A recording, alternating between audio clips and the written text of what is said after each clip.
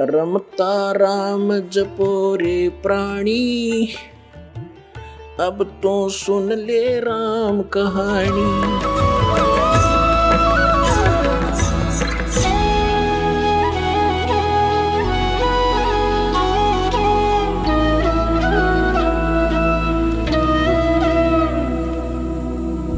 तो पुण्यात्माओं, अब काल ने कहा था कि 12 पंथ करूं मैं साजा और नाम तुम्हारा ले करूं आवाजा।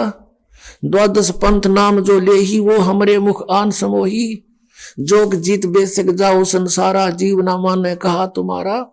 देवल धाम और देव पुजाऊं, या विद जीवों को भरमाऊं, और अनंत और अनेक पंथ चलाऊं। इन 12 से न्यारे भी चलाऊंगा, जैसे ये धन धन सतगुरु राधा स्वामी, जय गुरुदेव, ये सारे और काल के ही पंथ है। सतलोक की महिमा गाते न कख का पता नहीं, मंत्र 5 नाम काल के, और सबद स्वरूपी राम सतपुरुष अकाल मूर्ति को मंत्र नहीं जाप करके तो भगवान की महिमा है। धर्मदास ने पूछा था, हे परमेश्वर फिर कैसे कल्याण होगा? तो परमेश्वर ने कहा था, बेटा कलयुग में मैं आऊंगा, ये जो 12 पंथ काल चलाओगा इनमें से 12वां पंथ गरीबदास पंथ होगा।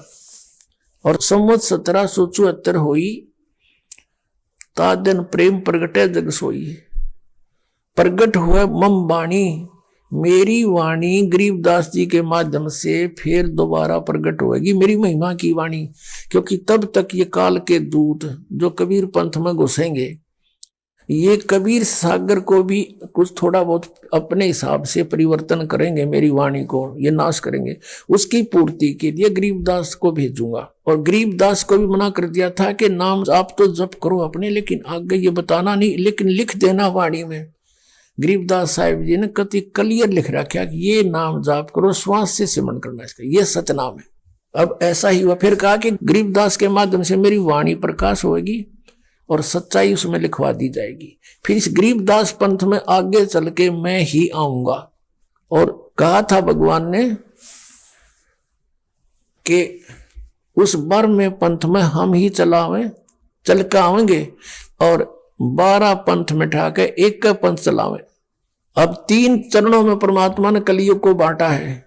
इस कलयुग को प्रथम चरण कलयुग निर्याना, और जा दिन मगर मांडो में दाना।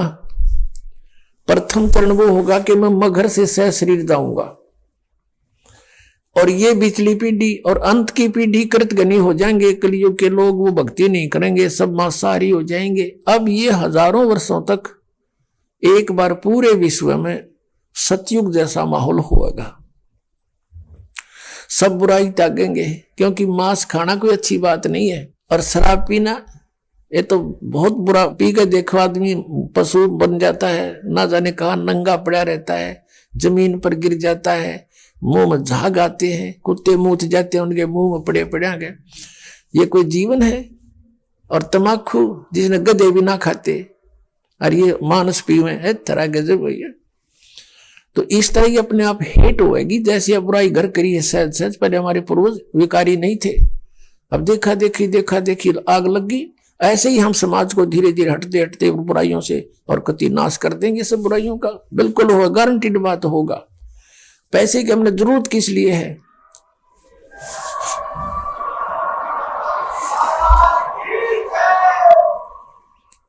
अब पैसे की हमने आवश्यकता किस लिए? जो हमने अपनी रीतियों को घना फैला दिया। विवाह करते हैं, उसमें बकवाद कराने, बच्चों का सहयोग जोड़ना है।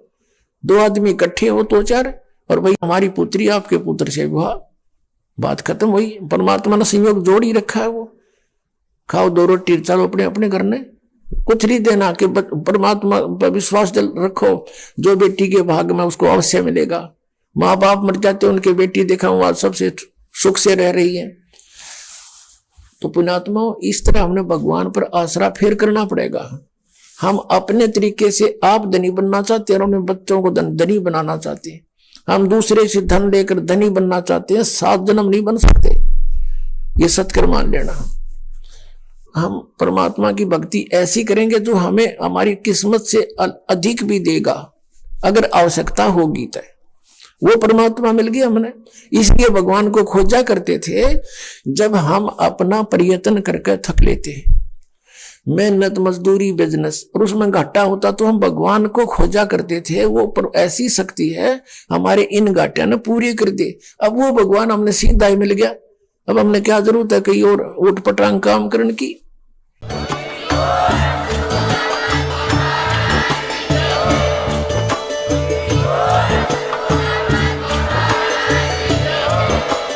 आप सुन रहे थे जगत गुरु तत्वदर्शी संत रामपाल जी महाराज जी के मंगल प्रवचन। अधिक जानकारी के लिए विजिट कीजिए हमारी वेबसाइट www.jagatgururampalji.org। संत रामपाल जी महाराज जी के शुभ आशीर्वाद से पूरे विश्व भर में 500 से भी ज्यादा नाम दीक्षा केंद्र हैं, जिन पर संत रामपाल जी महाराज जी द्वारा ऑनलाइन निशुल्क नाम दीक्षा दी जा रही है। अपने नजदीकी नाम दीक्षा केंद्र का पता करने के लिए संपर्क करें 8222880541।